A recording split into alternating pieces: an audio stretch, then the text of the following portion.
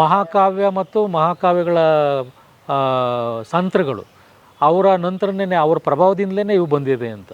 ಆ ಕಾರಣಕ್ಕೇ ನಮ್ಮ ಜಿಲ್ಲೆ ಜನಪದ ಕಲೆ ಮತ್ತು ಜನಪದ ಕಾವ್ಯಗಳ ತವರು ಅಂತ ನಾವು ಹೇಳ್ಬೋದು ಅಂತ. ನಮ್ಮಲ್ಲಿ ಮಂಟೇಸ್ವಾಮಿ ಕಾವ್ಯ ಇದೆ, ಮಲೆಮಹದೇಶ್ವರ ಕಾವ್ಯ ಇದೆ, ಬಿಳಿಗಿರಿರಂಗನ ಕಾವ್ಯ ಇದೆ. ಆಮೇಲೆ ಇವತ್ತೇನಾಗಿದೆ ಅಂತಂದರೆ ಈ ಸಿನಿಮಾ ಅಥವಾ ಬೇರೆ ಬೇರೆ ಮಾಧ್ಯಮಗಳು ಅವ್ರ ಮೇಲೆ ತುಂಬ ಪ್ರಭಾವ ಬೀರಿದೆ. ಹಾಗಾಗಿ ಅವ್ರು ಏನಾಗ್ತಿದ್ದಾರೆ ಅಂತಂದರೆ ತುಂಬ ಬದಲಾವಣೆಗಳನ್ನು ಮಾಡ್ತಾಯಿದ್ದಾರೆ. ಆದರೆ ಮೂಲ ಮಟ್ಟುಗಳನ್ನು, ಮೂಲ ದಾಟಿಯನ್ನು, ಮೂಲ ಕಥೆಗಳನ್ನು ಅವರು ಬಿಡಬಾರ್ದು. ಮತ್ತು ಆ ಮೂಲ ಗಾಯಕರನ್ನು ಕೂಡ ನಾವು ಮರಿಬಾರ್ದು. ನಾವು ಅವರಿಂದ ಕಲ್ತಿರ್ತೀವಿ, ಅದನ್ನು ಇನ್ಯಾರೋ ಹೊಸ್ತಲ್ಮಾರ ಅವರು ಆಡುವಾಗ ಮೂಲ ಗಾಯಕರನ್ನು ಕೂಡ ನಾವು, ಮೂಲ ಕಲಾವಿದರನ್ನು ಕೂಡ ನಾವು ಮರಿಬಾರ್ದು ಅನ್ನೋದನ್ನು ನಾನು ಹೇಳಲಿಕ್ಕೆ ಬಯಸ್ತೀನಿ. ಮಂಟೇಸ್ವಾಮಿ ಪರಂಪರೆಯಲ್ಲಿ ಪಂಕ್ತಿ ಸೇವೆ ಅಂತ ಭಾಳ ದೊಡ್ಡ ಒಂದು ಆಚರಣೆ ಇದೆ. ಆ ಪಂಕ್ತಿ ಸೇವೆಯಲ್ಲಿ ಸಸ್ಯಾಹಾರವನ್ನು ಮಾಡೋರು ಸಸ್ಯಾಹಾರದ ಅಡುಗೆ ಮಾಡ್ತಾರೆ, ಮಾಂಸಾಹಾರ ಮಾಡೋರು ಮಾಂಸಾಹಾರದ ಅಡುಗೆ ಮಾಡ್ತಾರೆ. ಅಡುಗೆ ಮಾಡಿ ಯಾರು ಬರ್ತಾರೆ ಅವರೆಲ್ಲರಿಗೂ ಊಟ ಹಾಕ್ತಾರೆ. ಸೊ ಎಲ್ಲರೂ ಸೇರಿ ಎಲ್ಲ ಜಾತಿ, ಮತ, ವರ್ಗ, ಪಂಥ, ಪಂಗಡ ಎಲ್ಲವನ್ನು ಮೀರಿ ಎಲ್ಲರೂ ಒಟ್ಟಾಗಿ ಕೂತ್ಕೊಂಡು ಊಟ ಮಾಡೋದು ಪಂಕ್ತಿ ಸೇವೆ. ಅದು ಸಹಪಂಕ್ತಿ ಭೋಜನದ ಪ್ರತೀಕ. ಅಪ್ಪ ನಾವು ಕೂಗುವ ಕೂಗು ನಿಮ್ಮ ಪಾದಕ್ಕರವಾಗಲಪ್ಪ ಸಿದ್ದಯ್ಯ.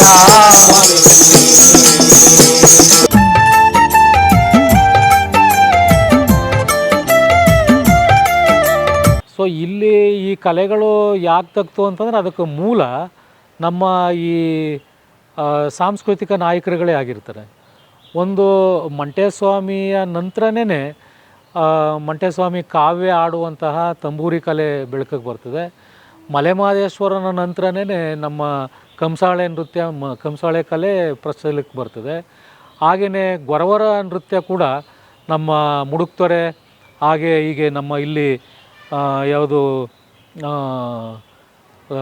ಗುಂಡ್ಲುಪೇಟೆ ಕಡೆಯಲ್ಲಿ ಯಾವುದೋ ಒಂದು ಇದು ಪ್ರದೇಶ ಬರ್ತದೆ, ಅಲ್ಲಿ ಈ ಪ್ರಭಾವಗಳಂತಂದರೆ ಈ ಪರಂಪರೆಯ ಮೂಲಕನೇ ಈ ಕಲೆಗಳು ಬಂದಿರೋಂಥದ್ದು. ಗೊರವರ ಕುಣಿತ ಆಗಲಿ, ತಂಬೂರಿ ಕಲೆ ಆಗಲಿ, ಕಂಸಾಳೆ ನೃತ್ಯ ಆಗಲಿ, ಇವು ಈ ಸಾಂತ್ರಗಳ ಮತ್ತು ಈ ಕಾವ್ಯಗಳ ಪ್ರಚಲಿತದ ನಂತರನೇ ಬಂದಿರೋದು. ಹಾಗಾಗಿ ಇಲ್ಲಿ ಅವ್ರ ಮೂಲಕನೇ ಈ ಕಲೆಗಳು ಅಸ್ತಿತ್ವಕ್ಕೆ ಬಂತು ಅಂತ. ಮಹಾಕಾವ್ಯ ಮತ್ತು ಮಹಾಕಾವ್ಯಗಳ ಸಂತ್ರಗಳು ಅವರ ನಂತರನೇ ಅವರ ಪ್ರಭಾವದಿಂದಲೇ ಇವು ಬಂದಿದೆ ಅಂತ. ಆ ಕಾರಣಕ್ಕೇ ನಮ್ಮ ಜಿಲ್ಲೆ ಜನಪದ ಕಲೆ ಮತ್ತು ಜನಪದ ಕಾವ್ಯಗಳ ತವರು ಅಂತ ನಾವು ಹೇಳ್ಬೋದು ಅಂತ. ಈಗ ಈ ಜನಪದ ಕಲೆಗಳ ತವರೂರಿನ ಕಲಾವಿದರುಗಳು ಈ ಕಲೆಗೆ ಚ್ಯುತಿ ಬಾರದಂಗೆ, ಯಾವುದೇ ರೀತಿ ಡ್ಯಾಮೇಜ್ ಆಗ್ದಂಗೆ ಮುಂದೆ ಯಾವ ರೀತಿ ಇದನ್ನ ಹೊತ್ಕೊಂಡು ಹೋಗ್ಬೇಕು ಅಂತ ತಾವು ಕಿವಿ ಮಾತಾಡಕ್ಕೆ ಇಷ್ಟಪಡ್ತೀನಿ. ನಾನು ಮುಖ್ಯವಾಗಿ ನಿಜ ನಮ್ಮ ಜನಪದ ಗಾಯಕರಿಗೆ ಮತ್ತು ಜನಪದ ಕಲಾವಿದರಿಗೆ ಹೇಳ್ಬೇಕು ಅನ್ನೋದು, ನಮ್ಮಲ್ಲಿ ಮಂಟೇಸ್ವಾಮಿ ಕಾವ್ಯ ಇದೆ, ಮಲೆಮಹದೇಶ್ವರ ಕಾವ್ಯ ಇದೆ, ಬಿಳಿಗಿರಿರಂಗನ ಕಾವ್ಯ ಇದೆ. ಹಾಗೆಯೇ ಆ ಕಾವ್ಯವನ್ನು ಆಡ್ತಕ್ಕಂಥವ್ರು ಇವತ್ತು ಅವ್ರಿಗೊಂದು ಸವಾಲಿದೆ. ಇವತ್ತಿನ ಹೊಸ ತಲೆಮಾರಿನವ್ರು ಏನು ಮಾಡ್ತಾರೆ ಅಂತಂದರೆ ಒಂದೊಂದೊಂದೊಂದು ಪ್ರಸಂಗಗಳನ್ನು ಅವರು ಪ್ರಸ್ತುತಪಡಿಸ್ತಾರೆ ಅವರು. ಆದರೆ ಸಮಗ್ರವಾಗಿ ಕಾವ್ಯವನ್ನು ಕಲಿತು ಅದನ್ನು ಆಡಬೇಕು. ಆಮೇಲೆ ಇವತ್ತೇನಾಗಿದೆ ಅಂತಂದರೆ ಈ ಸಿನಿಮಾ ಅಥವಾ ಬೇರೆ ಬೇರೆ ಮಾಧ್ಯಮಗಳು ಅವ್ರ ಮೇಲೆ ತುಂಬ ಪ್ರಭಾವ ಬೀರಿದೆ. ಹಾಗಾಗಿ ಅವ್ರು ಏನಾಗ್ತಿದ್ದಾರೆ ಅಂತಂದರೆ ತುಂಬ ಬದಲಾವಣೆಗಳನ್ನು ಮಾಡ್ತಾಯಿದ್ದಾರೆ. ಈಗ ಕಲಾವಿದರು, ಮೂಲ ಗಾಯಕರು ಒಂದು ಥರದ ಆಡಿದ್ರೆ, ಈಗ ಕಲಾವಿದರು ಅದನ್ನು ಕಲಿತು ಆಡ್ತಕ್ಕಂಥ ಕಲಾವಿದರು ಅದನ್ನು ಇಂಪ್ರೂವೈಸ್ ಮಾಡಲಿ. ಆದರೆ ಮೂಲ ಮಟ್ಟುಗಳನ್ನು, ಮೂಲ ದಾಟಿಯನ್ನು, ಮೂಲ ಕಥೆಗಳನ್ನು ಅವರು ಬಿಡಬಾರ್ದು. ಹಾಗಾಗಿ ಯಾವುದ್ಯಾವುದೋ ಪ್ರಭಾವಕ್ಕೆ ಒಳಗಾಗಿ ನಾವು ಮೂಲ ಇದನ್ನು ಕಲಾವಿದರು, ಗಾಯಕರು ಅದನ್ನು ಬಿಟ್ಕೊಡ್ಬಾರ್ದು ಅನ್ನುವಂಥ ಕಿವಿ ಮಾತನ್ನು ನಾನು ಹೇಳಲಿಕ್ಕೆ ಬಯಸ್ತೀನಿ. ಮತ್ತು ಆ ಮೂಲ ಗಾಯಕರನ್ನು ಕೂಡ ನಾವು ಮರಿಬಾರ್ದು. ನಾವು ಅವರಿಂದ ಕಲ್ತಿರ್ತೀವಿ, ಅದನ್ನು ಇನ್ಯಾರೋ ಹೊಸ್ತಲ್ಮಾರ ಅವರು ಆಡುವಾಗ ಮೂಲ ಗಾಯಕರನ್ನು ಕೂಡ ನಾವು, ಮೂಲ ಕಲಾವಿದರನ್ನು ಕೂಡ ನಾವು ಮರಿಬಾರ್ದು ಅನ್ನೋದನ್ನು ನಾನು ಹೇಳಲಿಕ್ಕೆ ಬಯಸ್ತೀನಿ. ನನಗೆ ತುಂಬ ಮುಖ್ಯವಾಗಿ ನನಗೆ ನೆನಪಾಗೋ ಅಂತಂದರೆ ಕೊಳ್ಳೇಗಾಲದ ಮೋಳೆ ರಾಚಯ್ಯ ಅಂತ ಇದ್ದರು. ಕೊಳ್ಳೇಗಾಲದ ಮೋಳೆ ರಾಚಯ್ಯ ಅವರು ತೀರ್ಕೊಂಡಿದ್ದಾರೆ. ಅವರು ತುಂಬ ನಮ್ಮ ಈ ಅಕ್ಕಪಕ್ಕದಲ್ಲೆಲ್ಲ ತುಂಬ ಆಡ್ತಾ ಇದ್ದಂಥ ಗಾಯಕ. ಹಾಗೆಯೇ ಕುಂತೂರು ಕಾಳಶೆಟ್ಟಿ ಅಂತ ಒಬ್ಬರಿದ್ದರು. ಕುಂತೂರ ಕಾಳಶೆಟ್ಟಿ ಅಂತ, ಅವರು ಒಬ್ಬ ಮುಖ್ಯವಾದ ಗಾಯಕ. ಮತ್ತು ನಮ್ಮ ಯಾರು ಕಾರಾಪುರ ಪುಟ್ಟಮಾದಯ್ಯ ಅಂತ. ಕಾರಾಪುರ ಪುಟ್ಟಮಾದಯ್ಯ ಮಂಟೇಸ್ವಾಮಿ ಕಾವ್ಯವನ್ನು ಹಾಡ್ತಿದ್ದಂತಹ ಪ್ರಸಿದ್ಧ ಗಾಯಕರಲ್ಲಿ ಕಾರಾಪುರ ಪುಟ್ಟಮಾದಯ್ಯನೂ ಕೂಡ ಒಬ್ಬರು. ಅವ್ರಿಗಿಂತ ಹಿಂದೆ ನಾನು ಆಗಲೇ ಹೇಳ್ದಂಗೆ ನಮ್ಮ ಮಳವಳ್ಳಿ ರಾಚಯ್ಯ ಮತ್ತು ಗುರುಬಸವಯ್ಯ, ಮಳವಳ್ಳಿ ರಾಚಯ್ಯ ಮತ್ತು ಗುರುಬಸವಯ್ಯ. ಹಾಗೆ ನಮ್ಮ ಗುಂಡ್ಲುಪೇಟೆಯ ಕೆಬ್ಬೆಪುರ ರಾಚಯ್ಯ ಅಂತ ಬರ್ತಾರೆ, ಕೆಬ್ಬೆಪುರ ರಾಚಯ್ಯ. ಈ ಕೆಬ್ಬೆಪುರ ರಾಚಯ್ಯ, ಕಾರಾಪುರ ಪುಟ್ಟಮಾದಯ್ಯ ಇವರು ಎಷ್ಟು ದೊಡ್ಡ ಗಾಯಕರು ಅಂತಂದರೆ, ನಮ್ಮ ಹಂಪಿ ಕನ್ನಡ ಯೂನಿವರ್ಸಿಟಿಗೆ ಇವರು ಸಂದರ್ಶಕ ಪ್ರಾಧ್ಯಾಪಕರ ರೀತಿಯಲ್ಲಿ ಇವರು ಸಂದರ್ಶಕ ಗಾಯಕರಾಗಿ ಹೋಗ್ತಾಯಿದ್ರು. ಯಾರು ನಮ್ಮ ಕೆಬ್ಬೆಪುರ ರಾಚಯ್ಯ ಗುಂಡ್ಲುಪೇಟೆಯವರು ಹಂಪಿ ಯೂನಿವರ್ಸಿಟಿಗೆ ಈಗ ನಾವು ವಿಸಿಟಿಂಗ್ ಪ್ರೊಫೆಸರ್ಗಳಂತ ಹೋಯ್ತಾರೆ ನೋಡಿ, ಆ ಥರ ವಿಸಿಟಿಂಗ್ ಗಾಯಕರಾಗಿ ಅಲ್ಲಿ ಆಡ್ತಾ ಇದ್ದಂಥವ್ರು ಯಾರು ಕೆಬ್ಬೆಪುರ ರಾಚಯ್ಯನವರು. ಮತ್ತು ನಮ್ಮ ಕಾರಾಪುರ ಪುಟ್ಟಮಾದಯ್ಯ ನಾವು ನೋಡಿದಂಥ ಭಾಳ ಹಳೇ ತಲೆಮಾರಿನ ಗಾಯಕರು. ಸೊ ಅವರು ಕೊಟ್ಟಿರೋಂಥ ಮಾಹಿತಿಗಳು ನಮ್ಮ ಪಿ ಕೆ ರಾಜಶೇಖರ್ ಅವರ ಮಲೆಮಹದೇಶ್ವರ ಜನಪದ ಕಾವ್ಯಗಳಲ್ಲಿ ಇದ್ದಾವೆ. ಹಾಗೆ ನಮ್ಮ ಇವರು ಮಳವಳ್ಳಿ ಗುರುಬಸವಯ್ಯ ಮತ್ತು ರಾಚಯ್ಯ ಇವರು ಆಡಿದಂತಹ ಮಂಟೇಸ್ವಾಮಿ ಜನಪದ ಕಾವ್ಯವನ್ನೇ ಮೊಟ್ಟ ಮೊದಲ ಮಂಟೇಸ್ವಾಮಿ ಜನಪದ ಕಾವ್ಯ ಟೆಕ್ಸ್ಟ್ ರೂಪದಲ್ಲಿ ಬಂದಿದ್ದು. ಅದನ್ನು ಜೀಸಂಪ ಅವರು ಸಂಗ್ರಹ ಮಾಡಿರೋದು. ಅವರು ಆಡಿದಂತಹ ಮಂಟೇಸ್ವಾಮಿ ಕಾವ್ಯದ ಪಠ್ಯ ಇದೆಯಲ್ಲ, ಅದು ಅತ್ಯಂತ ಶ್ರೇಷ್ಠವಾದಂಥ ಉತ್ಕೃಷ್ಟವಾದಂಥ ಪಠ್ಯ ಅಂತ ನಾವು ಇವತ್ತಿಗೂ ಕರಿತೀವಿ. ಅದು ಬಿಟ್ಟರೆ ಪಿ ಕೆ ರಾಜಶೇಖರ್ ಅವರ ಮಂಟೇಸ್ವಾಮಿ ಮತ್ತು ಮಲೆಮಹದೇಶ್ವರ ಕಾವ್ಯಗಳು, ಆಮೇಲೆ ಅನೇಕರು ಸಂಗ್ರಹ ಮಾಡಿದ್ದಾರೆ ಈ ಕಾವ್ಯಗಳನ್ನು. ಅಂಥ ದೊಡ್ಡ ಪಠ್ಯಗಳೇ ಇದ್ದಾವೆ ಇವತ್ತು. ಹಾಗಾಗಿ ನಮ್ಮ ಜಿಲ್ಲೆ ಮತ್ತು ನಮ್ಮ ಪಕ್ಕದ ಜಿಲ್ಲೆಯ ಕಲಾವಿದರುಗಳಲ್ಲಿ ಈ ಮಳವಳ್ಳಿ ರಾಚಯ್ಯ, ಗುರುಬಸವಯ್ಯ ಮತ್ತು ನಮ್ಮ ಕೆಬ್ಬೆಪುರ ರಾಚಯ್ಯ, ಕಾರಾಪುರ ಪುಟ್ಟಮಾದಯ್ಯ ಮತ್ತು ನಮ್ಮ ಮೋಳೆ ರಾಚಯ್ಯ, ಹಾಗೆಯೇ ನಮ್ಮ ಹಿಂದ್ವಾಡಿಯ ಅಟ್ಲ ಮಾದಯ್ಯ ಮತ್ತು ರಾಜಮ್ಮ, ಇವರು ಭಾಳ ಕೊಡುಗೆಯನ್ನು ಕೊಟ್ಟಿರ್ತಕ್ಕಂಥದ್ದು. ನಮ್ಮ ಈ ಎರಡೂ ಕಾವ್ಯಗಳು ಉಳಿಯೋಕ್ಕೆ ಬೆಳೆಯೋಕ್ಕೆ ಇವರೇ ಭಾಳ ಮುಖ್ಯವಾದಂಥ ಕಾರಣ. ಖಂಡಿತ ಮಾಡ್ಬೋದು.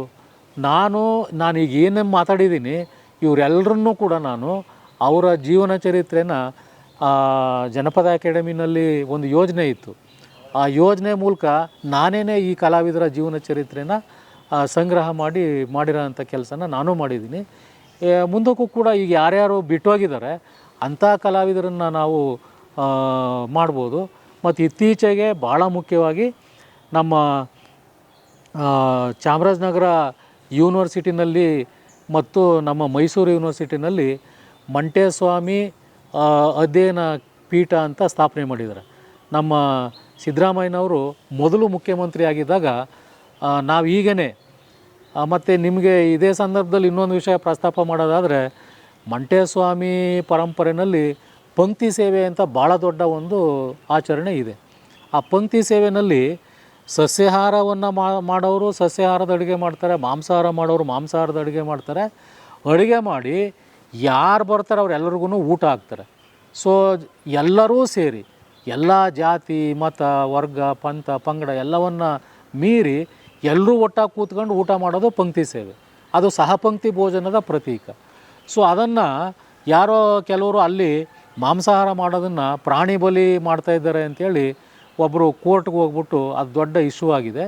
ಸೊ ಅದನ್ನು ನಾವು ಕೂಡ ಕೌಂಟ್ರ್ ಮಾಡಿ ನಾವು ಕೋರ್ಟಲ್ಲಿ ಅದನ್ನು ಫೈಲ್ ಮಾಡಿ ಅದು ಕೇಸು ನಡೀತಾ ಇದೆ. ಅದು ಪ್ರಾಣಿ ಬಲಿಯಲ್ಲಿ ನಡೀತಾ ಇಲ್ಲ, ಅಲ್ಲಿ ಎಡೆ ಕೊಡೋ ಪದ್ಧತಿ ಇದೆ, ಅದು ಪ್ರಾಣಿ ಬಲಿ ಅಲ್ಲ. ಅದೊಂದು ಪಾರಂಪರಿಕವಾಗಿ ನಡ್ಕೊಂಬಂದಿರ್ತಕ್ಕಂಥ ಒಂದು ಫುಡ್ ಹ್ಯಾಬಿಟ್ ಅಂತ, ಅದೊಂದು ಆಹಾರ ಪದ್ಧತಿ ಅಂತ ನಾವು ಅದನ್ನು ಪರಿಗಣಿಸಬೇಕು ಅಂತೇಳಿ ನಡೀತಾ ಇದೆ. ಮಂಟೇಸ್ವಾಮಿ ಅಧ್ಯಯನ ಪೀಠ ಅಂತ ಇದೆ. ಈಗ ಮಂಟೇಸ್ವಾಮಿ ಅಧ್ಯಯನ ಪೀಠದಲ್ಲಿ ಒಂದು ಯೋಜನೆ ಮಾಡಿದ್ದು, ಆ ಯೋಜನೆಯಲ್ಲೂ ಕೂಡ ನಾವೇನು ಮಾಡೋದು, ಜನಪದ ಗಾಯಕರೇನಿದ್ದಾರೆ ಆ ಜನಪದ ಗಾಯಕರ ಆತ್ಮಚರಿತ್ರೆಯನ್ನು ಬರೆಸಿದ್ದೀವಿ. ಇಡೀ ಜನಪದ ಗಾಯಕರ ಅವರ ಬದುಕು, ಅವರು ಯಾವ ರೀತಿ ಕಲ್ತರು ಕಥೆನ, ಈಗೇನು ಸಾಧನೆ ಮಾಡಿದ್ದಾರೆ ಅನ್ನೋದನ್ನೆಲ್ಲ ಮಂಟೇಸ್ವಾಮಿ ಅಧ್ಯಯನ ಪೀಠದ ವತಿಯಿಂದ ನೀಲಗಾರರ ಆತ್ಮಕಥನದ ದಾಖಲೀಕರಣ ಅಂತ ಮಾಡಿದ್ದೀವಿ. ಮತ್ತು ಈಗೇನು ಆಡ್ತಾಯಿದ್ದಾರೆ ಆ ಹಾಡುಗಾರಿಕೆನೇ ರೆಕಾರ್ಡ್ ಮಾಡಿ ಅದನ್ನು ನಾವು ಅಪ್ಲೋಡ್ ಮಾಡೋ ಅಂಥ ಕೆಲಸವನ್ನು ಮಾಡಿದ್ದೀವಿ. ಇದಕ್ಕೆ ವಿಶೇಷವಾಗಿ ಸಿದ್ದರಾಮಯ್ಯನವರು ಮೊದಲು ಮುಖ್ಯಮಂತ್ರಿ ಆಗಿದ್ದಾಗಲೇ ನಾವು ಈ ಥರ ಈ ಪರಂಪರೆ ಬಗ್ಗೆ ಎಲ್ಲ ಇದೆಲ್ಲ ಡಾಕ್ಯುಮೆಂಟ್ ಆಗಬೇಕು ಅಂತ ಹೇಳ್ಬಿಟ್ಟು, ಮತ್ತು ಈ ಪರಂಪರೆ ಬಗ್ಗೆ ಅಧ್ಯಯನ ಮಾಡಲಿಕ್ಕೆ ನೀವು ಅಧ್ಯಯನ ಪೀಠ ಮಾಡಬೇಕು ಅಂತೆಲ್ಲ ಇದು ಮಾಡಿ, ಸಿದ್ದರಾಮಯ್ಯನವರು ಮುಖ್ಯಮಂತ್ರಿ ಆಗಿದ್ದಾಗಲೇ ಮೊದಲನೇ ಸಾರಿ ಮುಖ್ಯಮಂತ್ರಿ ಆದಾಗಲೇ ಮಂಟೇಸ್ವಾಮಿ ಅಧ್ಯಯನ ಪೀಠ ಅಂತ ಸ್ಥಾಪನೆ ಮಾಡಿದ್ರು. ಮತ್ತು ಇಡೀ ಕರ್ನಾಟಕ ಬಜೆಟ್ ಇತಿಹಾಸದಲ್ಲೇ ಮೊದಲು 3 ಕೋಟಿ ಅನುದಾನ ಕೊಟ್ಟಿದ್ದು ಸಿದ್ದರಾಮಯ್ಯನವರೇ. ಅವರು ಮುಖ್ಯಮಂತ್ರಿ ಆಗಿದ್ದಾಗ ಮಂಟೇಸ್ವಾಮಿ ಕ್ಷೇತ್ರಗಳ ಅಭಿವೃದ್ಧಿಗೆ ಮತ್ತು ಆ ಪರಂಪರೆಯನ್ನು ಅಧ್ಯಯನ ಮಾಡಲಿಕ್ಕೆ ಒಂದು ಅಧ್ಯಯನ ಪೀಠ ಮಾಡಿ ಅನುದಾನ ಕೊಟ್ಟಿದ್ದು ಮುಖ್ಯಮಂತ್ರಿ ಸಿದ್ದರಾಮಯ್ಯನವರು. ಆವಾಗ ಅದೇನಾಗಿದೆ, ಹಂಪಿ ಯೂನಿವರ್ಸಿಟಿ ಮತ್ತು ನಮ್ಮ ಮಂಟೇಸ್ವಾಮಿ ಪ್ರತಿಷ್ಠಾನ ಅಂತ ಇತ್ತು. ನಮ್ಮ ಮಂಟೇಸ್ವಾಮಿ ಮಠ ಇದೆಯಲ್ಲ, ಅಲ್ಲಿ ಪ್ರಭುದೇವರಾಜರ್ಸ್ ಅಂತ ಇದ್ದರು. ಆ ಆ ಮಠದವರು ಅವರ ಬೆಂಬಲ ಸಹಕಾರದಿಂದ ನಾವೆಲ್ಲೂ ಕೂಡ ಅದರಲ್ಲಿದ್ವಿ. ಹಂಪಿ ಯೂನಿವರ್ಸಿಟಿ ಮತ್ತು ಮಂಟೇಸ್ವಾಮಿ ಪ್ರತಿಷ್ಠಾನ ಇವರ ಸಹಯೋಗದಲ್ಲಿ ಒಂದು ಅಧ್ಯಯನ ಕೇಂದ್ರ ಇಲ್ಲಿ ತೆಗೀತು. ಆದರೆ ಅದು ಅಲ್ಲಿಗೆ ಬಂದಂತಹ ಏನು ಅಧಿಕಾರಿಗಳು ಅಥವಾ ಅಲ್ಲಿಗೆ ಬಂದಂಥ ಪ್ರಾಧ್ಯಾಪಕರುಗಳು ಒಂದಷ್ಟು ಜನ ಒಳ್ಳೆ ಕೆಲಸ ಮಾಡಿದ್ರು, ಇನ್ನೊಂದಷ್ಟು ಜನ ಬಂದವರು ಅದನ್ನು ಎಷ್ಟು ಕೆಲಸ ಮಾಡೋಕ್ಕಾಗಿಲ್ಲ. ಅದು ಸದ್ಯಕ್ಕೀಗ ಅದು ಯಾರೂ ಅಲ್ಲಿ ಬಂದು ಕೆಲಸ ಮಾಡೋಕ್ಕಾಗದೇ ಇರೋದ್ರಿಂದಾಗಿ ಅಲ್ಲೇನು ಚಟುವಟಿಕೆಗಳು ನಡೀತಾ ಇಲ್ಲ. ಸೊ ಅದು ಹಂಪಿ ಯೂನಿವರ್ಸಿಟಿಗೆ ಸಂಬಂಧಪಟ್ಟಿದ್ದು ಬಿಡು. ಹಂಪಿ ಯೂನಿವರ್ಸಿಟಿಯ ಒಂದು ಉಪಕೇಂದ್ರ ಇತ್ತು ಇಲ್ಲಿ, ಅದು ಕೆಲಸ ಮಾಡೋಕ್ಕಾಗಲಿಲ್ಲ. ಸದ್ಯಕ್ಕೆ ಅದು ಸ್ಥಗಿತನೇ ಆಗಿದೆ. ಅದು ಅಲ್ಲೇನು ಆ ಥರದ ಅಂದರೆ ಯೂನಿವರ್ಸಿಟಿಗೆ ಏನಾಗಿದೆ, ಅನುದಾನದ ಕೊರತೆ ಇದೆ, ಅಲ್ಲಿ ಸ್ಟಾಫ್ಗಳು ಕೊರತೆ ಇದೆ, ಪ್ರಾಧ್ಯಾಪಕರ ಕೊರತೆ ಇದೆ. ಹಾಗಾಗಿ ಅಲ್ಲಿಂದ ಇಲ್ಲಿಗೆ ಅನುದಾನ ಕೊಡೋಕ್ಕಾಗಿಲ್ಲ, ಮತ್ತು ಇಲ್ಲಿಗೆ ಯಾರನ್ನೂ ಕೂಡ ಡೆಪ್ಯೂಟ್ ಮಾಡೋಕ್ಕೂ ಕೂಡ ಆಗಿಲ್ಲ. ಸದ್ಯಕ್ಕೆ ಅಲ್ಲೊಬ್ಬರು ತಾತ್ಕಾಲಿಕವಾಗಿ ಒಬ್ಬರು ಟೆಂಪ್ರರಿ ವರ್ಕರ್ ಒಬ್ರು ಇದ್ದಾರೆ, ಅವ್ರೀಗ ಅದನ್ನು ನೋಡ್ಕೋತಾ ಇದ್ದಾರೆ. ಆದರೆ ನಿಜ ಅಲ್ಲಿ ಯಾವುದೇ ತರಬೇತಿ ಆಗಲಿ ಅಥವಾ ಅಧ್ಯಯನಗಳಾಗಲಿ ಸಂಶೋಧನೆಗಳಲ್ಲಿ ಆಗ್ತಾಯಿಲ್ಲ. ಅದು ಯೂನಿವರ್ಸಿಟಿಯ ಅನುದಾನದ ಕೊರತೆಯಿಂದ ಅದು ಹಂಗಾಗಿದೆ. ಹೌದು, ಸದ್ಯಕ್ಕೆ ಈಗ ಚಾಮರಾಜನಗರ ಜಿಲ್ಲೆಯಲ್ಲಿ ಜನಪದ ಕಲಾವಿದರು ಒಂದು ರೀತಿ ಆಶಾದಾಯಕವಾಗಿದೆ. ಅದನ್ನು ಉಳಿಸುವ ಮತ್ತು ಬೆಳೆಸೋ ನಿಟ್ಟಿನಲ್ಲಿ ಮೂಲ ಗಾಯಕರು, ಕಲಾವಿದರು ಮತ್ತು ಅದನ್ನು ಕಲಿತು ಆಡ್ತಕ್ಕಂಥ ಅಕ್ಷರಸ್ಥ ಆಧುನಿಕ ಗಾಯಕರು ಅಥವಾ ಕಲಾವಿದರು ಅದನ್ನು ಮುಂದುವರಿಸ್ತಾ ಇದ್ದಾರೆ. ಸದ್ಯದ ಚಾಮರಾಜನಗರದ ಒಂದು ಜನಪದ ಕಲೆ ಮತ್ತು ಕಲಾವಿದರ ಒಂದು ಬೆಳವಣಿಗೆ ದೃಷ್ಟಿನಲ್ಲಿ ಆಶಾದಾಯಕವಾಗಿದೆ. ಆದರೆ ಅವರ ಪರಿಸ್ಥಿತಿ, ಅವರ ಒಂದು ಸ್ಥಿತಿಗತಿಗಳು ಸ್ವಲ್ಪ ಸರ್ಕಾರ ಅಥವಾ ಅಕಾಡೆಮಿಗಳು ಅದನ್ನು ಅವರಿಗೆ ಆರ್ಥಿಕವಾಗಿ ಧನ ಸಹಾಯವನ್ನು ಮಾಡೋ ನಿಟ್ಟಿನಲ್ಲಿ ಅವ್ರಿಗೆ ಅವರ ಬೆಳವಣಿಗೆಗೆ ಸ್ವಲ್ಪ ಸಹಾಯ ಮಾಡಬೇಕಾಗಿದೆ. ಆ ಥರದ ಒಂದು ಕಂಡೀಷನ್ ಇದೆ. ನಿಜ, ಒಂದು ರೀತಿ ಮಧ್ಯವರ್ತಿಗಳ ಒಂದು ಹಾವಳಿನೂ ಕೂಡ ಇದೆ. ಮೂಲ ಗಾಯಕರು ಮತ್ತು ಕಲಾವಿದರು ಏನಿದ್ದಾರೆ ಅವರನ್ನು ಕೂಡ ಮೇಲೆತ್ತ ಅಂತ ಕೆಲಸ ಆಗಬೇಕು. ಹಾಗೆಯೇ ಹೊಸ ತಲೆಮಾರಿನವರು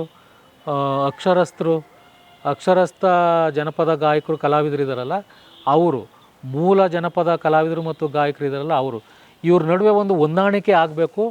ಯಾರನ್ನೂ ಕೂಡ ಏನು ಶೋಷಣೆ ಮಾಡೋದು ಅಥವಾ ಡೂಪ್ಲಿಕೇಶನ್ ಮಾಡೋದು ಆಗಬಾರ್ದು.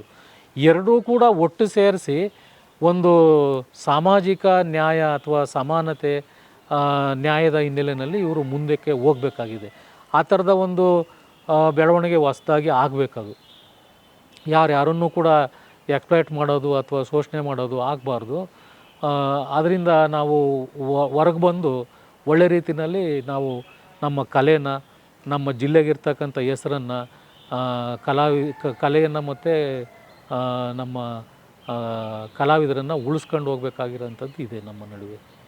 ನಮ್ಮ ರಾಜ್ಯದ ಹಲವಾರು ಕಡೆಗಳಲ್ಲಿರ್ತಕ್ಕಂಥ ಜನಪದ ಸಾಹಿತ್ಯ, ಜನಪದ ಕಲೆ, ಜನಪದ ಸಂಸ್ಕೃತಿ ಇವುಗಳ ಬಗ್ಗೆ ನಿರಂತರವಾಗಿ ಮತ್ತು ಬಹಳ ಕಾಳಜಿಯಿಂದ ಎಲ್ಲವನ್ನೂ ಕೂಡ ಈ ನಮ್ಮ ಕನ್ನಡಿಗ ಜನಮಾನಸದಲ್ಲಿ ತಲುಪಿಸ್ಬೇಕು ಅಂತ ಹೇಳಿ ಭಾಳ ಸುದೀರ್ಘವಾಗಿ ಮತ್ತು ಕಳಕಳಿಯಿಂದ ಈ ಒಂದು ಕೆಲಸದಲ್ಲಿ ನಿರತರಾಗಿರ್ತಕ್ಕಂಥ ಜನಪದ ಸಿರಿ ಅನ್ನುವಂಥ ಈ ನಮ್ಮ ಯೂಟ್ಯೂಬ್ ಚಾನಲನ್ನು ಎಲ್ಲರೂ ಕೂಡ ಪ್ರೋತ್ಸಾಹ ಮಾಡಿ ಮತ್ತು ಸಬ್ಸ್ಕ್ರೈಬ್ ಮಾಡಿ.